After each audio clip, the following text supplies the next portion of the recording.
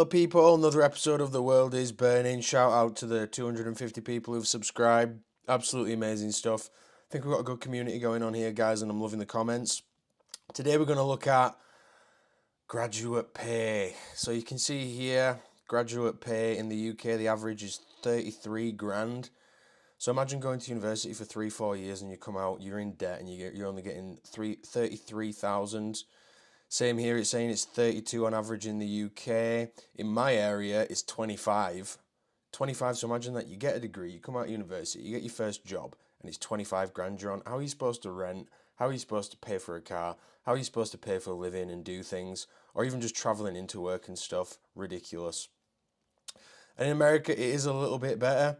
It looks like it's $52,000, but once you convert that to pounds, it's a little bit better, but it's nothing amazing. It's nothing amazing to say that you're coming out with a lot of debt, and the American debt is a lot more aggressive than the UK debt.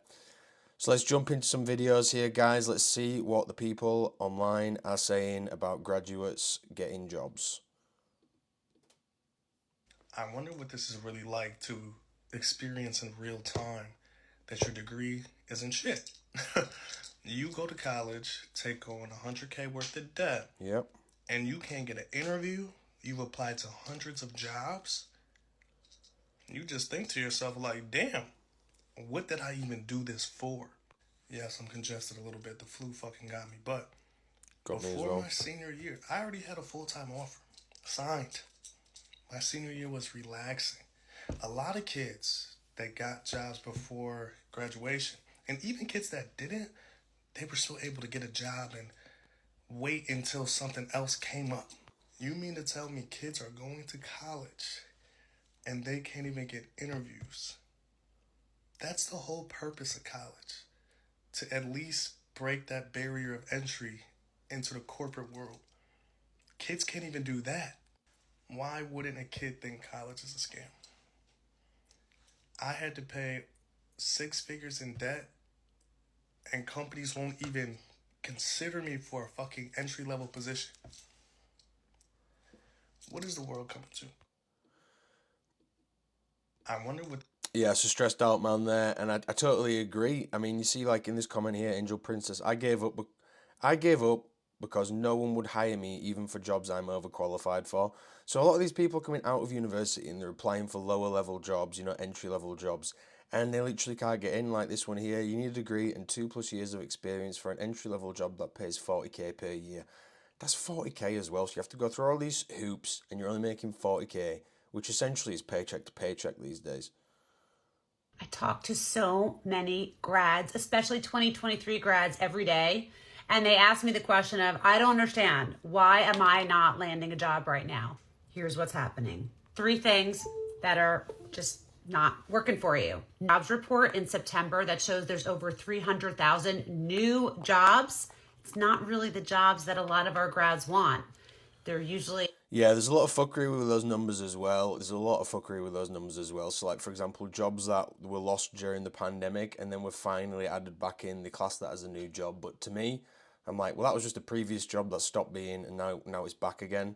It's not really a new job. That should have its own little line in the stats, but they're obviously not going to do that, are they? They're part-time or something that doesn't require a college degree. It may not be the exact job that you're... Number 2, there's a new trend. It's called quiet hiring. Quiet hiring is when a company has a job opening, but they don't ever post the job listing. You don't ever see it on a job board. They either hire internally or they hire by referral. They just ask people that they know who's available, who they think is someone good. If you don't have those connections, they're not going to know about you. Yeah, and that's like every company I've worked in, they've always had a job referral scheme. If you know someone good, bring them in for an interview. So there's a lot of these when you're going on the job boards and trying to find a job. A lot of these jobs aren't offered on there. So you really got to get good at going on LinkedIn, just messaging everyone, calling up companies and actually seeing do they have jobs and are they looking for people. And the last reason why you're not getting hired is because right now you are treating the job market like a numbers game. You think that if you just keep applying and send 50, 100, 200 applications, online, it is absolutely a black hole, and that is not how you get hired. You want to learn how you actually get hired in this job market because people are getting hired. Just follow me for some more tips. Yeah, give her a follow. She seems like a smart woman. Yeah, I've always thought it's better to send 5 fully customized, specific applications that you've gone through and done a covering letter for than just blasting out 200 just willy nilly of the same thing that's not specific. So I've always found that's a better method. You know, actually tailoring your opening letter and things like that. The first few months out of university can be really tough. You get smacked in the face with the reality that you're now an adult with responsibility. You might have a bit of an identity crisis as well, as you are no longer a student. And like many graduates, you might be struggling to find work, despite being told your whole life through the education system that university was the key to you getting a good job. You might realise that there's actually a lot more to it. So if I could go back to myself when I was unemployed for the first month to 5 weeks out of uni, here's what I would do differently. I wasted so much time trawling through LinkedIn, quick applying for jobs that I never really wanted. I interviewed for about 15 graduate recruitment jobs, knowing full well that I couldn't be arsed with it. I actually got 2 offers as well and then pulled out at the last minute. So the point here is don't waste your time trawling through job boards. You might think it's productive spending 8 hours in a coffee shop going through GradBay, GradFuel, GRB, Indeed, LinkedIn, whatever it is. But you are better doing a shorter and more focused search. In order to do that, you need to have more of an idea about what it is you actually want to do. So you need to take the time to sit down and ask yourself, what are your values? What do you want from your work? What size company do you want to work for? Where do you want to work? And then from these factors... Yeah, that's what I was saying, guys. You want to get more specific with your search. You don't want to just be blasting out 200 applications here, there, and everywhere. And also, before you go into university, I know I've said this in a previous video, but do an ROI calculation, figure out exactly how much it's going to cost you, what debt you're going to leave with, and think of what jobs I can actually get from this degree. And if it's a positive ROI, by all means go do it. But if it's not, you know, if you're going to get 70 grand in debt for an English literature degree and the jobs you get are going to make you 30 grand a year, I'd stay away from that always. You can then filter your search on the job boards that you're going on. You can make your search more precise so that you're getting more companies who are aligned with what you stand for. This is if you want to be employed by someone else. Most people go down this route, but in hindsight, what I would actually say now is don't just look at things in terms of how can I be employed? How does my CV look better? What will an employer want? Think, what skills can I develop so that I can offer a service and make money myself? How can I become a freelancer? How can I set up my own business?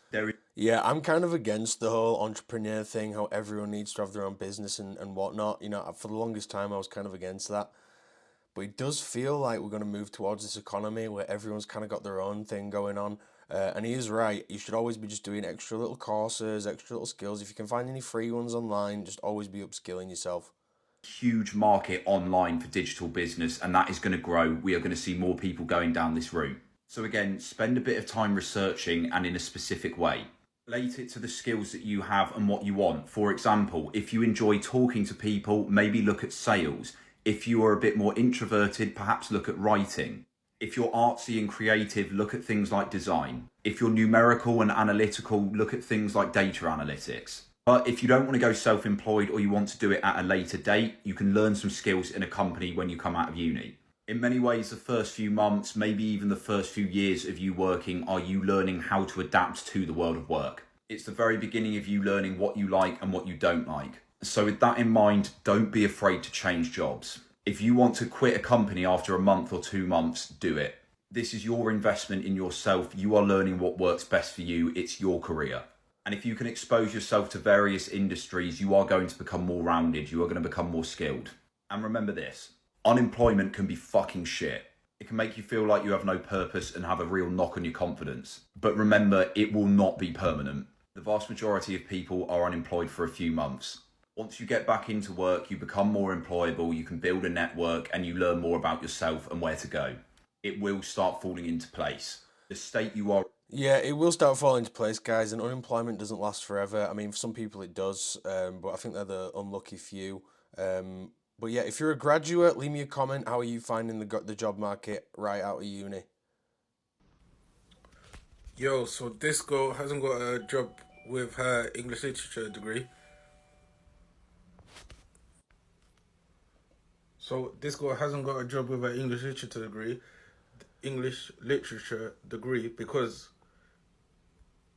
there's no job to get with that degree, unless she wants to do a teaching Yeah. 1 year. But what was I saying? Why has he filmed this? It's taken 2 years for English literature graduates to start coming out under the rocks and admitting like they haven't got jobs either. Which the only explanation I can make is they don't want to be like me and admit that basically they wasted the whole time, or they got duped by the system. They don't want to admit it. Even I met an English literature graduate or someone doing English literature at my interview, and he was like, no, it's going to be very useful, blah, blah, blah. Like, he was like, oh, yeah, no, it comes in handy. Like, the stuff I used to say, like, 20 years ago. Like, I try to tell him it's pointless, it's worthless, just a piece of paper. Don't waste your life. Learn a skill, unless you're like... Yeah, with this comment here, I think I'm going to stick with trying to get into a trade school to be an electrician. Any young people, I would be going down this route if I could restart it all again. I think that's probably the safest bet. Leave me your thoughts in the comments. What are your thoughts on an English Lit degree? Final one, and then we'll get out, guys. International super spy. Hey fellow UCer, my name is Jonathan Javier. I'm the CEO of Consulting, and let's get you a job in 2021.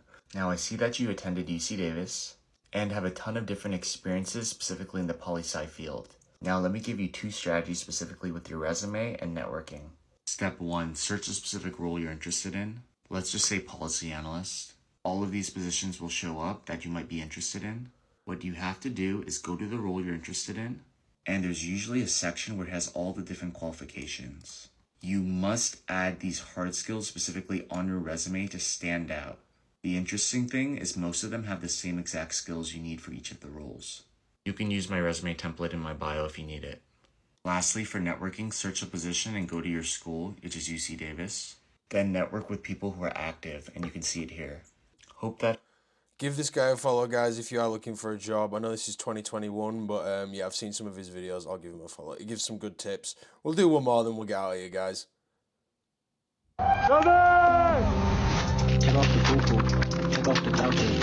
First, I want to say that's some fire editing right there. But in terms of finding a job upon graduation or just in life in general, I want for you guys to stop being so dependent on these job search engine platforms. If you didn't already know, most jobs are actually filled in by networking and connections. So here's what you need to be doing instead. During your senior year of college or whatever stage in life you're in, attend professional conferences relating to what you're studying. And some conferences will even send you out for free via scholarships. And many times at these conferences, they will simultaneously have job fairs of where many people are getting hired on the spot. This next tip also relates to professional organizations, so make sure that you join one and that you apply to the exclusive opportunities that they may have. For instance, some organizations might have partnerships with certain companies and have certain positions open just for their members. Yeah, for those watching, I hope this helps, and make sure to check my website for all my resources.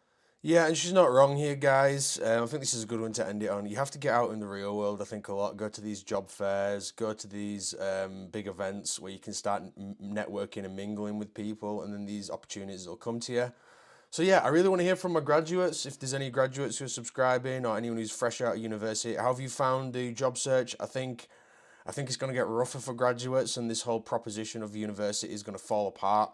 And start becoming, not worth as much as it used to be. Leave me a comment, guys. Really want to hear from you, and I'll catch you on the next one. Bye.